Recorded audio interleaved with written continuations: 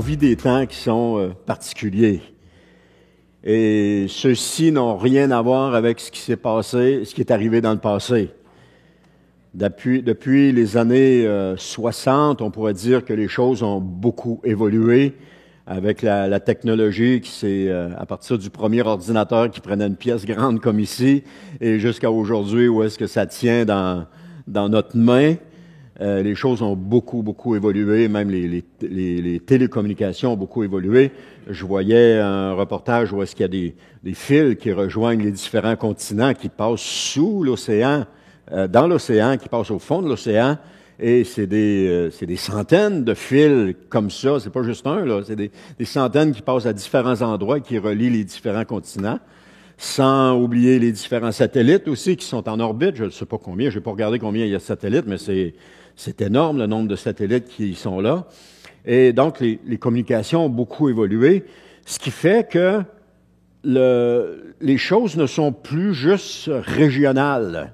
Comme je vous disais la semaine passée, j'ai écouté un reportage sur le goulag et puis les camps de concentration, de déportés en Russie. Donc, c'était un problème qui se passait strictement en Russie et c'était local. Mais maintenant, les choses qu'on voit sont plus mondiales. Ça touche tout le monde parce que tout le monde est au courant des nouvelles. Ce qui se passait en Russie, lorsqu'on avait les nouvelles, ça faisait déjà peut-être des mois, je parle dans les années 30, ça faisait des mois que c'était arrivé ces choses-là lorsque la nouvelle parvenait ici en Amérique. Tandis qu'aujourd'hui, c'est instantané. Il y a une bombe qui explose à Beyrouth et puis instantanément, il y a des images qui sont lancées et tout le monde le voit presque en direct, en différé, mais de très peu. Donc, au niveau technologique, la Terre est devenue comme un village. C'est-à-dire que tout le monde est interrelié, tout le monde est interconnecté ensemble. Ce qui fait que ça fait une grande différence avec les deux dernières guerres qu'on a eues, la guerre de 14-18 et de 39-45. C'était pas ça. Juste en 39-45, il y avait René Lévesque qui était journaliste à l'époque et qui couvrait la guerre justement là-bas. Et ça prenait un certain temps avec les nouvelles arrivent ici, bien qu'il la couvrait. Ça prenait un certain temps. Ou encore les journaux, lorsque les gens lisaient dans les journaux ce qui était arrivé, ça faisait déjà quelques semaines que c'était arrivé. Donc, on est dans une ère qui est complètement différente de l'ère qu'on a connue jusqu'à présent. Et on vit véritablement, à mon avis, les temps de la fin sans vouloir être alarmiste. Mais pour cela, on doit considérer ce qui se passe sur la scène mondiale. Parce qu'il y a des phrases dans la Bible qui nous disent que les choses qui vont arriver vont être mondiales. Donc, pour être mondial, il faut que tout le monde soit comme interconnecté, contrairement à ce qui était auparavant local dans certaines régions. Aujourd'hui, il y a des choses que le Seigneur veut dire à son Église. Dans les temps que nous vivons, le Seigneur veut parler à son Église. Et ce n'est pas ce que nous voulons entendre. C'est pas non plus ce que nous souhaitons entendre. Parce qu'on souhaite entendre des choses, on souhaite voir des choses, mais parfois le Seigneur a des choses différentes à nous dire. Chacun de nous désire entendre quelque chose qui nous est personnel. C'est correct, on a le droit. Mais Jésus n'a jamais enseigné ses disciples sur ce qu'ils voulaient entendre, sauf les quelques fois où est-ce qu'ils lui ont posé des questions. Mais généralement, c'était toujours Jésus qui initiait ce que les disciples devaient entendre. Et ce qui fait que les disciples ont reçu de la part de Jésus. Et c'est la même chose encore aujourd'hui. Jésus veut parler à son Église. Surtout dans les temps qu'on vit, Jésus veut parler à son Église. Il faut être à l'écoute pour ça. C'est encore la même chose. Et son message est important. Et son message est « préparons-nous » ou « préparez-vous ». Mais le message est de se préparer. Parce qu'il y a des temps à venir, peut-être que... Il y a des temps à venir qui ne seront pas faciles. Faisons juste regarder ce qui se passe sur la scène mondiale et on s'aperçoit que ça ne sera pas facile. Prenons juste le peuple ukrainien. Il y en a plusieurs qui vivent ça extrêmement difficile. Ceux dans lesquels l'armée russe est entrée pour combattre l'armée ukrainienne dans une ville et que vous voyez les photos de la ville aujourd'hui, c'est complètement détruit. Alors, tous ceux qui avaient des possessions, qui avaient des maisons, ont dû fuir et laisser les choses là, puis s'en aller s'ils ne voulaient pas être tués. Et lorsqu'ils reviennent, il n'y a plus rien, tout est détruit, tout est défait. C'est pas des choses qui sont faciles. Et on va laisser faire les raisons, c'est pas les raisons, mais c'est au niveau humain, il y a de la difficulté, il y a des choses pénibles qui se vivent là pour les humains. Et la même chose à Gaza. Où est-ce que l'armée est entrée là? À tort ou à raison? C'est chacun de nous a son opinion, mais il y a des gens qui souffrent dans ces lieux-là. Et même à Gaza, on peut dire, c'est tous des méchants. Ben, il y a des chrétiens quand même qui sont là. Il y a des gens qui souffrent, et c'est la même chose. Ils ont dû quitter une partie pour s'en aller dans une autre, et s'ils reviennent, tout est détruit. Tout ce qu'il y avait comme possession est détruit. C'est juste pour montrer qu'il y a des choses qui peuvent se produire et qu'on va devoir quitter ce que nous possédons, qu'on va devoir abandonner ce que nous avons, et que tout ce que nous avons va être détruit. Faut être prêt à cela. C'est important de se préparer. Parce que quand on est préparé, on n'est pas surpris. Lorsqu'on n'est pas préparé, c'est là qu'on est surpris. Et c'est là qu'on est vraiment, que ça vient nous, j'allais dire détruire, mais pas détruire, mais nous décourager, nous faire abandonner parce que on s'attendait pas à cela. Je vous donne juste un exemple de même. Mon père est décédé subitement, sans qu'on s'en attende. Oh, ça donne, en tout cas pour ceux qui ont connu ça, pour le père ou leur mère, ça donne tout un coup, parce qu'on ne s'attendait pas à cela. Il avait 68 ans. 68 ans, il aurait pu vivre encore 10, 12 ans, facile. Mais non, on reçoit un téléphone, « Denis, ton père est décédé. » C'est un coup, on ne s'attendait pas à cela. Ensuite de ça, de l'autre côté, il y a ma mère qui a commencé à avoir un cancer au niveau des voies nasales, et puis là, elle a suivi des traitements, et puis tout allait bien. Donc, on se préparait, on se disait, elle passera peut-être pas au travers de cela, mais on s'en attendait. Donc, quand elle est décédée, parce que le cancer dans les voies nasales était selon les médecins guéri, mais ça s'était répandu ailleurs, dans le cerveau, et quand elle est décédée, on n'était pas, entre guillemets, j'étais pas surpris, je parle pour moi, je m'étais préparé à cela. On avait vu la chose avancer. Vous avez quelqu'un dans votre famille qui dit, j'ai un cancer, puis j'en reviendrai pas. La nouvelle est un choc, mais le jour du décès, c'est pas un choc parce que on s'est préparé à cela. On a vu évoluer la maladie, on a vu évoluer les choses, puis on s'est préparé à cela. Et donc, c'est pas un choc. Contrairement quand c'est une mort qu'on s'attend pas du tout, de n'importe quelle nature que ce soit, qu'on s'attend pas, ça, c'est un choc, parce qu'on n'a pas eu le temps de se préparer. Alors, c'est un peu ça que le Seigneur veut nous dire ce matin. Préparons-nous. Préparons-nous, parce que si c'est pas ça qui va nous surprendre, c'est la mort qui va nous surprendre, parce qu'un jour, on va tous mourir. Et ça peut arriver que je meure dans un accident d'auto en retournant chez moi tantôt.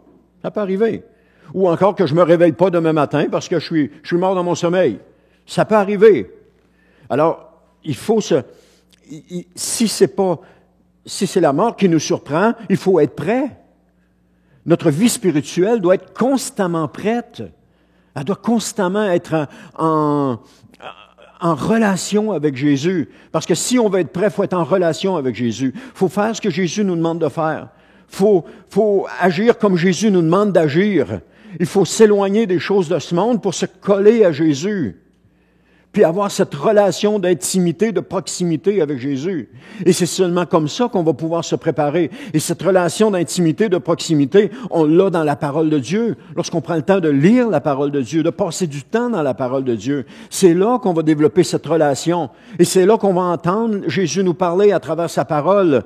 Et lorsqu'on va mettre en pratique ce qu'il va nous dire, on va voir notre relation avec lui grandir. Parce que quand l'obéissance vaut mieux que les sacrifices, c'est ça que la parole de Dieu nous dit. Alors, quand on va grandir avec lui, on va avoir son approbation et on va avoir ses paroles d'approbation, on va avoir ses paroles d'amour et le Seigneur va marcher avec nous puis il va nous confirmer qu'il marche avec nous, etc. On va sentir plus sa présence. Non pas qu'il n'est pas présent, mais il est toujours présent, mais lorsqu'on a une relation d'intimité avec lui, on est un peu comme les apôtres avaient cette relation d'intimité avec Jésus, où est-ce qu'ils avaient cette présence de Jésus à tous les jours avec eux.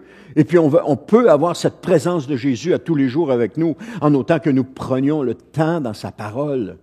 Prendre le temps dans sa parole. Prendre le temps de décider, c'est-à-dire, OK, je décide, à partir de maintenant, à tous les matins, avant quoi que ce soit, je vais lire ma Bible. Je vais lire X chapitres, c'est chacun décide pour lui selon ce que le Saint-Esprit lui inspire, mais chacun va lire, va prendre le temps, et là, le Seigneur va parler. Petit à petit, le Seigneur va parler. Amen. Gloire à Dieu.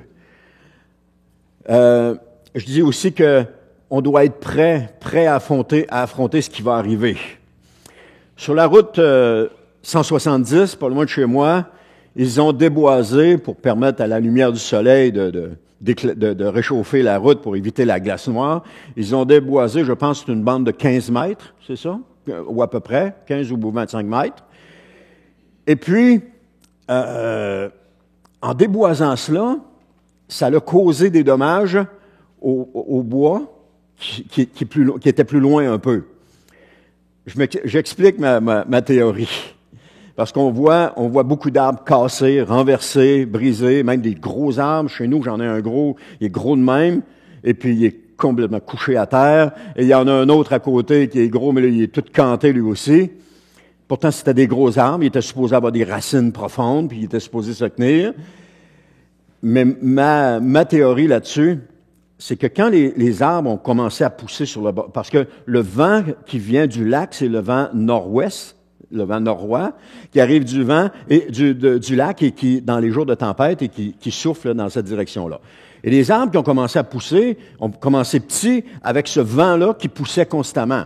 Donc, ils ont grandi, et puis ils se sont fait des racines, se sont fait un tonus, afin que lorsque le vent venait, ils étaient capables de résister parce qu'ils avaient grandi dans cet environnement-là. Un peu plus loin, à 15 mètres ou à 25 mètres plus loin, les arbres qui ont poussé là ont poussé en étant protégés par ceux qui étaient sur le bord. Donc, ils n'ont pas développé cette force ou cette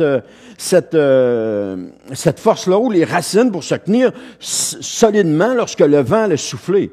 Alors, en coupant les arbres sur le bord, ça a rendu les autres vulnérables parce qu'ils n'avaient pas ce qu'il fallait pour pouvoir résister en cas de tempête. Et c'est ça un peu que le Seigneur m'a montré à travers cette image-là, c'est qu'on doit pas s'appuyer sur les autres, mais s'appuyer sur le Seigneur Jésus pour grandir et puis développer notre confiance en lui, aller chercher notre force en lui pour les jours de tempête qui arrivent dans notre vie. Parce que même aujourd'hui, on vit des jours de tempête dans notre vie. On en vit de toutes les sortes et chacun de nous en vivons. Alors si on va développer cela, on est comme les arbres qui ont grandi en étant dans le vent et qui se sont fortifiés, qui sont devenus des arbres matures, qui sont devenus forts, tandis que les autres s'appuyaient sur les autres. Alors, si on s'appuie sur les autres, on ne développe pas notre foi. Il faut s'appuyer sur le Seigneur Jésus pour développer notre foi. Parce que c'est lui qui est notre force, c'est lui qui est nos racines, c'est lui qui est notre tonus. Il faut s'appuyer sur lui, mais pas s'appuyer sur d'autres personnes. S'appuyer sur des humains, on ne développe pas de force dans ce temps-là. Parce que les humains sont aussi vulnérables que nous.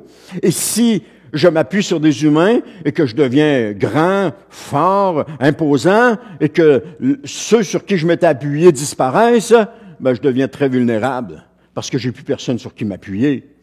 Comme ce gros arbre sur mon terrain, il n'avait plus d'arbre sur qui s'appuyer.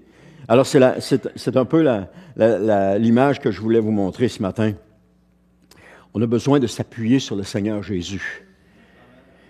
Le passage de Matthieu 24:1 introduit un des passages prophétiques les plus importants du Nouveau Testament. C'est le passage où Jésus prophétise la destruction du temple de Jérusalem. Et ce que vous voyez là, la photo, c'est une maquette qui existe à Jérusalem. Elle est construite, c'est sur un très, très grand terrain. Et puis, ils ont reproduit les maisons, ils ont reproduit le temple, ils ont reproduit la ville de Jérusalem, l'ancienne ville, la cité de David, etc. Ils ont reproduit ça tout en maquette. C'est tout en pierre. C'est à l'extérieur. C'est tout en pierre. C'est vraiment quelque chose de beau. Alors, le verset marque le début du discours de Jésus sur le mont des Oliviers, c'est-à-dire un discours dans lequel Jésus parle des événements qui vont précéder la fin des temps. Et mentionnons aussi que certaines parties du passage de Matthieu 24 concernent la destruction de Jérusalem qui a eu lieu, ou du temple qui a eu lieu en l'an 70 par les Romains. C'est ce que le Seigneur veut que nous sachions dans le but de se préparer aux temps qui sont devant nous. Encore une fois, je ne veux pas faire peur, je ne veux pas être alarmiste, mais je veux juste qu'on soit conscient de ce qui s'en vient. Parce que l'Église va jouer un rôle déterminant dans les épisodes de la fin. Et pour cela, il est impératif de nous y préparer. L'Église du Seigneur Jésus, des premiers siècles, a joué un rôle déterminant lorsque la persécution sous Néron s'est abattue sur l'Église et qu'ils ont fait prisonnier des gens. Il y en a qui ont été emprisonnés, il y en a qui ont été tués, il y en a qui ont été envoyés dans les arènes, etc. Il y avait cette persécution-là qui était là, et cette Église-là venait de commencer, et elle faisait face déjà à des persécutions. Et même avant cela, l'Église des apôtres, les premiers apôtres, la première Église, a fait face à des difficultés sous l'apôtre Paul. L'apôtre Paul qui persécutait l'Église et qui le dit lui-même qu'il persécutait l'Église. Alors, tout au long des siècles, les chrétiens ont eu à se préparer et à se tenir prêts. Donc, ce qu'on voit, c'est que Jésus, en quittant le temple avec ses disciples, va prophétiser sur la destruction du temple, et ce qui va marquer une rupture significative dans l'histoire spirituelle et religieuse du peuple juif. Parce que quand Jésus est mort sur la croix, juste avant de mourir, il a dit « Tout est accompli ». Et « Tout est accompli », c'est que ceci venait confirmer que Jésus était le sacrifice parfait et que nous n'aurions plus besoin jamais de sacrifice pour l'expiation des péchés. Jésus avait accompli le sacrifice parfait une fois pour toutes. Parce que dans l'Ancien Testament, les gens qui vivaient sous la loi avaient besoin de sacrifices d'animaux pour expier leurs péchés. Et lorsqu'il avait commis un péché, il allait voir le grand prêtre, ou il allait voir les sacrificateurs, et puis ceux-ci intercédaient, etc., pour eux, en offrant un animal en sacrifice. Et il y avait aussi le sacrifice d'expiation pour le peuple, qui, une fois par année, le grand prêtre offrait un sacrifice, et il entrait dans le lieu très saint avec le sang de l'animal. Et c'est ça, Jésus, en mourant sur la croix, est entré, comme nous dit l'Épître aux Hébreux, dans le lieu très saint, non pas avec le sang d'un animal, parce que Jésus est reconnu comme étant souverain sacrificateur. Il est entré non pas avec le sang d'un animal, mais avec son propre sang, afin que le péché soit expié une fois pour toutes. Après la mort de Jésus, les Juifs, une majorité de Juifs, certains oui, mais d'autres non, n'ont pas reconnu Jésus comme étant le Messie.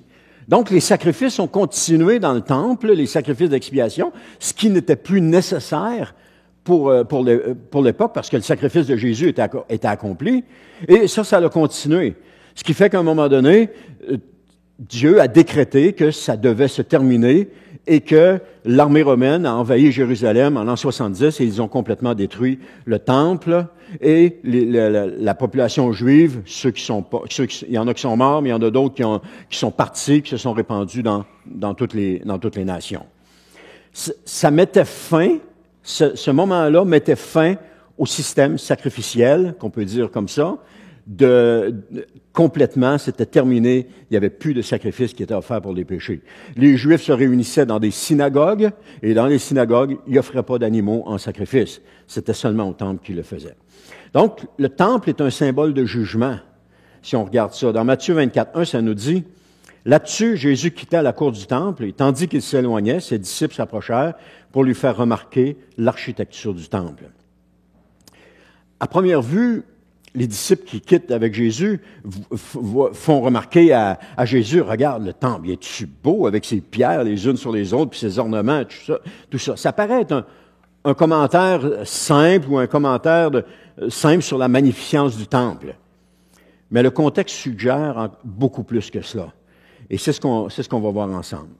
D'abord, le temple de Jérusalem représentait non seulement le centre de la vie religieuse du peuple juif, mais il était aussi le symbole de la présence de Dieu dans la ville. Parce que les gens allaient au temple, ils allaient dans la présence de Dieu. On voit ça dans 1 Roi, chapitre 8, versets 10 à 11, qui nous dit « Au moment où les prêtres sortirent du lieu saint, La nuée lumineuse remplit le temple de l'Éternel. Les prêtres ne purent pas y rester pour accomplir le service à cause de la nuée, car la gloire de l'Éternel remplissait son temple. On vient de construire le temple, c'est le temple de Salomon, il vient d'être terminé, on est le jour de la dédicace du temple, et là, pendant qu'ils font les sacrifices, qu'ils font la prière, la nuée de l'Éternel envahit le temple, tellement que les prêtres ne peuvent pas rester là, ils doivent sortir de là, ils sont incapables de rester là. Puis, ça nous démontre que Dieu est descendu dans le temple à Jérusalem. Il était, pour les Juifs, la rencontre ou le lieu de rencontre avec Dieu. Ensuite de ça, le temple de Salomon a été détruit lorsque Jérusalem a été envahi par Babylone et que la population a été déportée en Babylonie. À Babylone. À Babylone. J'ai tendance à dire Babylone, excusez-moi, mais c'est Babylone. Alors, ils ont été déportés en Babylonie. Et ensuite, quand ils sont revenus 70 ans plus tard, grosso modo, sous Esdras, ils ont reconstruit le temple. Et c'est ce temple qui est à Jérusalem, mais qui avait été rénové, disons-le comme ça, rénové par Hérode. Hérode avait fait cela pour plaire aux Juifs. Il avait fait cela parce qu'il voulait plaire aux Juifs, etc. Parce qu'Hérode lui-même était un Juif, mais il était pas, il était ce qu'il était. Alors, et c'est ce temple-là que les Romains ont détruit en l'an 70. C'est le temple qui avait été reconstruit par Esdras et puis rénové par Hérode, et c'est eux autres qui l'ont détruit à ce moment-là. Et je disais que la destruction allait marquer un changement monumental. C'est-à-dire que le fait que Jésus quitte le temple a une signification qui est très profonde. Parce que si vous allez voir les versets 22 et 23 de Matthieu, vous allez voir que Jésus a une conversation assez houleuse avec les pharisiens. C'est là qu'il les traite de race de vipères, si ma mémoire est bonne, ou d'hypocrites. Et puis, ensuite de ça, Jésus quitte en disant que plus jamais OK, j'ai pas les mots exacts, là, mais ensuite de ça, Jésus quitte le temple en disant que plus jamais il reviendrait dans ce temple-là, que c'était terminé. Et ça, Jésus, en quittant le temple, Jésus est la gloire de Dieu. Donc, en quittant le temple, c'est comme si la gloire de Dieu s'éloignait du temple ou sortait du temple à ce moment-là. Ce qui fait que lorsque les Romains ont détruit le temple, Dieu n'était plus dans ce temple-là, parce que Jésus était sorti du temple. Et si on voit ça dans Ézéchiel, chapitre 10, verset 18, qui nous dit « La gloire de l'Éternel quitta le seuil du temple et vint se placer sur les chérubins. » Donc, on a un mouvement ici où est-ce qu'on voit la gloire de l'Éternel qui quitte. Et au verset 23 du chapitre 11, toujours d'Ézéchiel, ça nous dit « Ensuite, la gloire de Dieu s'éleva du milieu de la ville et se tint sur le mont qui se trouve à l'est de Jérusalem. » Jésus, lorsqu'il quitte la cour du temple et que les disciples lui font remarquer les monuments, puis tout ça, se dirige vers où? Sur la montagne, le mont des Oliviers. Et le mont des Oliviers, il est où? Il est à l'est de Jérusalem. Et ici, on voit que la gloire, dans Ézéchiel 11, 23, qui a quitté, s'est élevée au milieu de la ville, elle est sortie, puis elle est allée se tenir sur le mont à l'est de Jérusalem, donc le mont, possiblement le mont des Oliviers. Donc, on a ici la prophétie, dans Ézéchiel 11, 23, de Jésus qui quitte le temple et qui va s'asseoir sur le mont des Oliviers. On a cette image, cette merveilleuse image-là, de la gloire de Dieu qui quitte le temple, qui sort du temple. Alors, le temple, bien que magnifique sur un plan architectural, parce qu'effectivement, il est magnifique sur un plan architectural, parce que toutes les pierres qu'Hérode a fait faire pour rénover le temple ont un biseau sur le côté. C'est pas des pierres qui sont coupées à brut, elles ont un biseau à 45 degrés, je pense pas qu'on le voit là-dessus. Elles ont un biseau, et toutes les pierres qui sont placées là ont ce biseau-là sur le dessus qui nous fait voir que c'est les pierres du roi Hérode. Alors, le temple, bien que magnifique sur le plan architectural, était devenu un lieu de corruption par l'hypocrisie religieuse puis l'injustice des pharisiens puis des sadducéens, etc., qui étaient là. On voit ça dans Matthieu 21. Maintenant, le sort du temple est scellé à partir de ce moment-là. Donc, l'admiration des disciples pour la beauté des bâtiments et du temple souligne l'attachement humain aux choses visibles et tangibles. Donc, c'était un attachement humain. Et pourtant, Jésus va leur montrer que même ces grandes constructions peuvent être ébranlées, voire même détruites. Et ça nous enseigne que Dieu ne se soucie pas de l'apparence extérieure des structures religieuses, mais bien au contraire, qu'il se soucie plutôt de l'obéissance et de la foi authentique de son peuple. Combien de fois, si vous lisez dans Ésaïe, Ézéchiel, Jérémie, les autres prophètes, combien de fois Dieu reproche au peuple, aux chefs religieux d'être leur apparence extérieure seulement. Même Jésus leur a reproché leur apparence extérieure en disant, vous faites ils font des longues prières sur le bord des chemins, mais tout ça, ils font ça juste pour être vus, parce qu'à l'intérieur, c'est complètement vide. Dieu ne se soucie pas à l'apparence extérieure, mais il se soucie à l'obéissance et à la foi. On voit ça dans 1 Samuel 15, 22, qui est un verset sûrement que vous avez lu à plusieurs reprises. C'est Samuel lui dit alors, « Les holocaustes et les sacrifices font-ils autant plaisir à l'Éternel que l'obéissance à ses ordres? Non, car l'obéissance est préférable au sacrifice, la soumission vaut mieux que la graisse et les béliers. » Ici, on a un lien qui est fait avec la graisse et les béliers, c'est-à-dire avec les sacrifices qui étaient offerts dans le temple. Est-ce que ça suffisait de faire un sacrifice puis que tout était correct, mais que notre conduite ne changeait pas? Non, c'est ça que Dieu est en train de dire. C'est pas ça qui est important. Ce qui est important, c'est l'obéissance à ses ordres. Ce que Jésus nous dit de le faire, c'est ça qui est important. Il n'y a rien de plus important que ça. Le deuxième point que je vous apporte, c'est que le jugement sur le temple annonce une ère nouvelle. Donc, la prophétie de Jésus qui va être explicite au verset suivant, lorsqu'il dit qu'il ne restera pas pierre sur pierre. On voit ça dans le verset 2. Et c'est exactement ce qui s'est passé lorsque les Romains ont envahi la ville de Jérusalem et qu'ils ont complètement détruit. On nous dit qu'un soldat a mis le feu dans le temple. Il y avait des boiseries qui étaient là. Il a mis le feu dans le temple. Et l'or du temple, avec la chaleur, a fondu et s'est engouffré dans les craques des pierres. Et les Romains, pour récupérer l'or, ont dû renverser toutes les pierres pour aller chercher l'or qui s'était engouffré là. Et c'est pour ça que Jésus a prophétisé qu'il ne restera pas pierre sur pierre. Tout va être entièrement détruit. Donc, ils ont entièrement retourné chacune des pierres pour aller chercher l'or.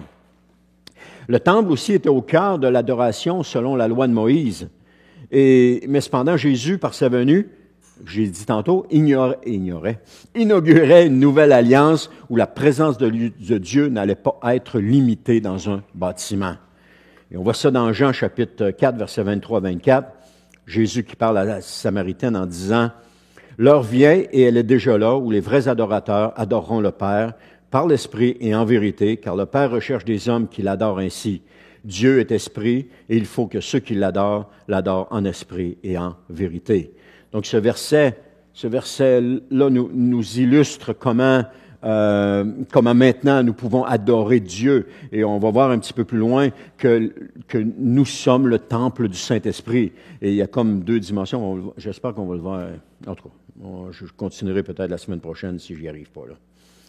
Alors ce verset illustre également la tendance humaine de se concentrer sur ce qui est temporaire.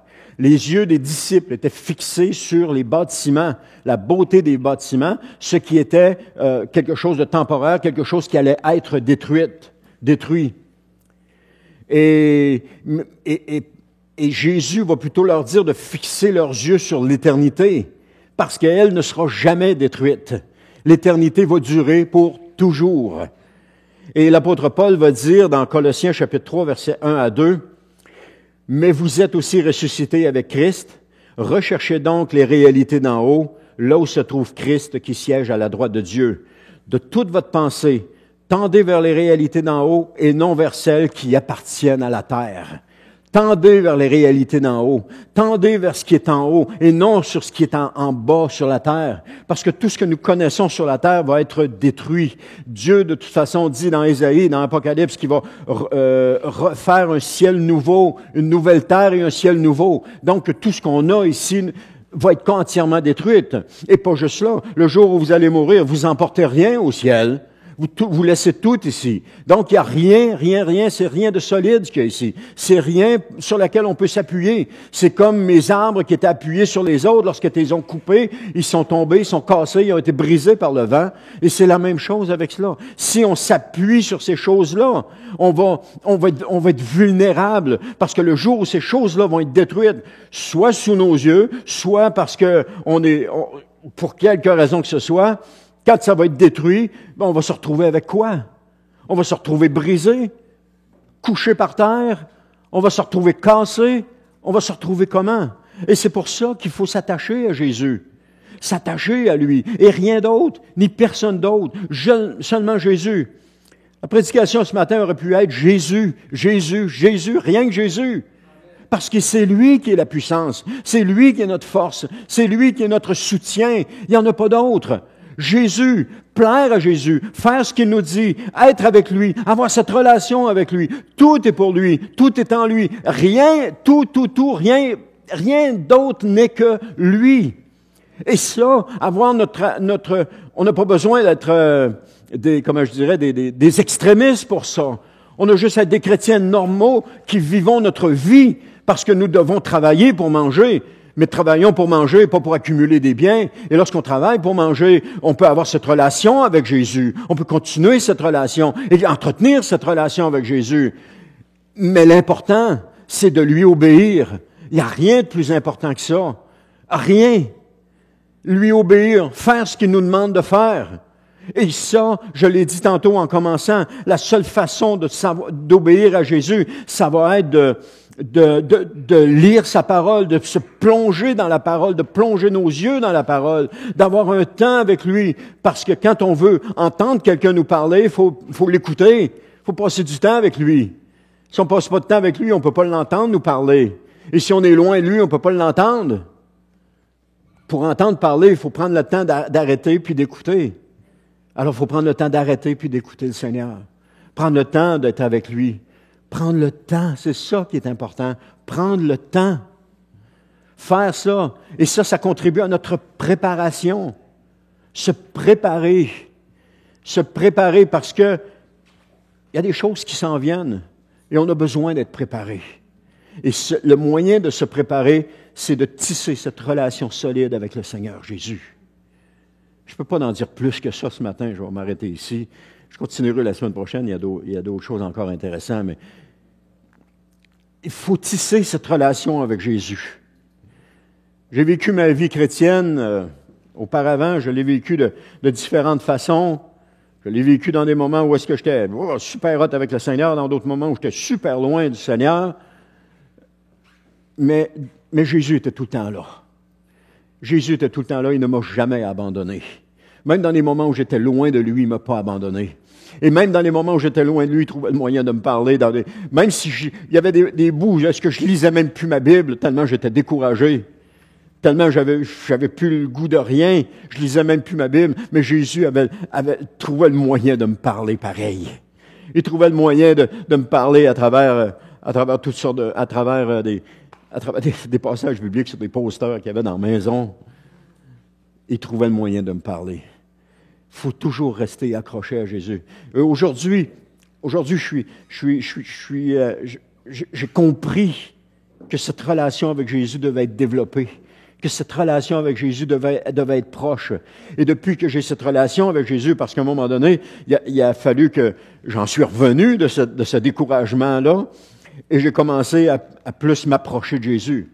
Et il y a des hommes de Dieu qui ont fait que j'ai désiré de m'approcher encore plus de Jésus. Je me souviens d'une rencontre qu'on avait pour les hommes au camp de l'Arche avec l'église où est-ce qu'on était. Et c'était justement notre frère Mario Cyr qui était là. Et puis je l'écoutais parler. Dans sa prédication à cette époque-là, je l'écoutais parler. Puis je disais au Seigneur, Seigneur, j'aimerais ça avoir la foi de cet homme-là.